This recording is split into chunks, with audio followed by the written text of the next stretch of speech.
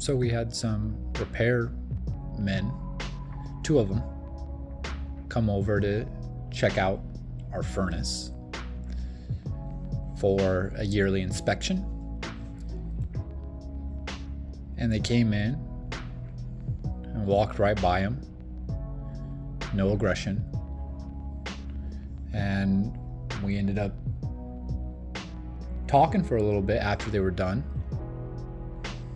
Standing over here, and he was over, Murphy here was over by the door. And when they needed to leave, they moved to the door, opened up the door, he moved out of the way, and they walked out. So fantastic. He's moving through his fear and figuring things out, and it takes time. Kind of like a shy kid at a new school.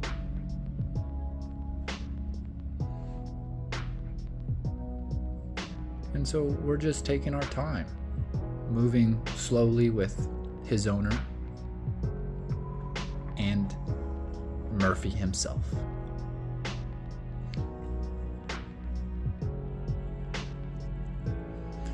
This is where a lot of people are focused on dog training. Teach him to sit, teach him to down, teach him to place, teach him to heel, teach him to look at you, drain his energy.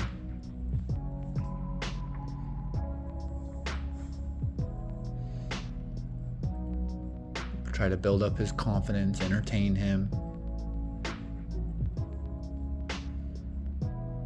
And for me, I'm more interested in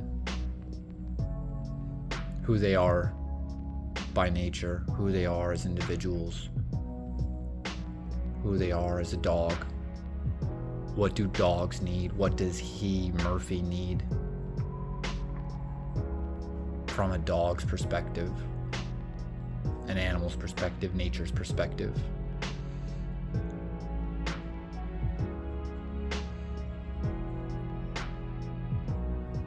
This dog has bitten people and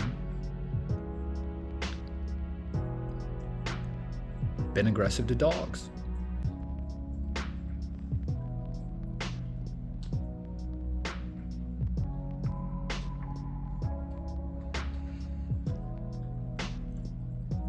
And I'm telling you, I've seen so many dogs be able to sit, down, heel, place.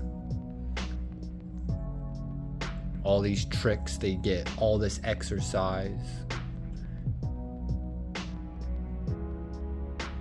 The owners love them. The owners are always doing the best that they can for the dog that they have.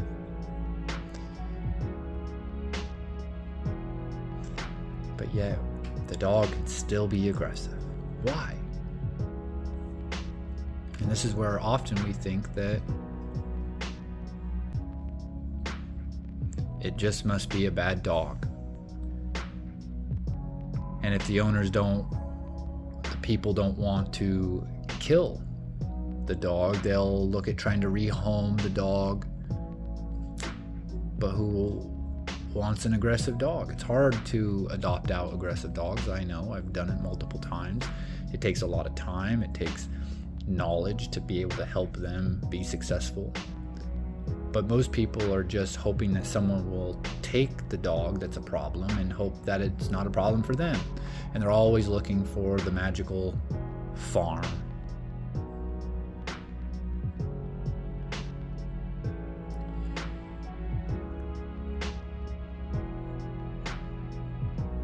And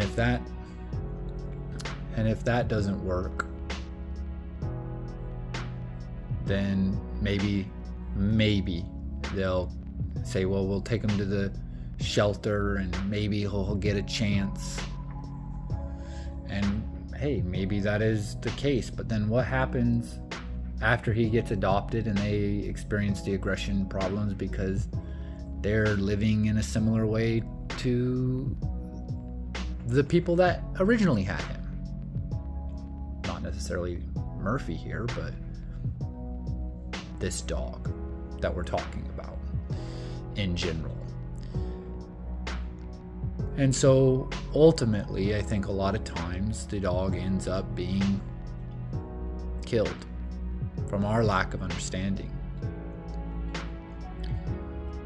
And I talk about this study a lot in Bali, where they looked at free-ranging dogs and then dogs that were taken off those streets of Bali and lived in a Western pet way. And what they found was that the dogs that started living in the homes of these people being lived with as pets showed more excitability, more fear, more aggression, higher prey drive. Why? I think it's because we're interfering with them and we're doing things that actually enhance all of those things. And we're often doing it out of love. Not saying that love is in of itself a bad thing, but what does that love look like? What are we doing? And what does this stuff lead to? What does it create? How is it interpreted?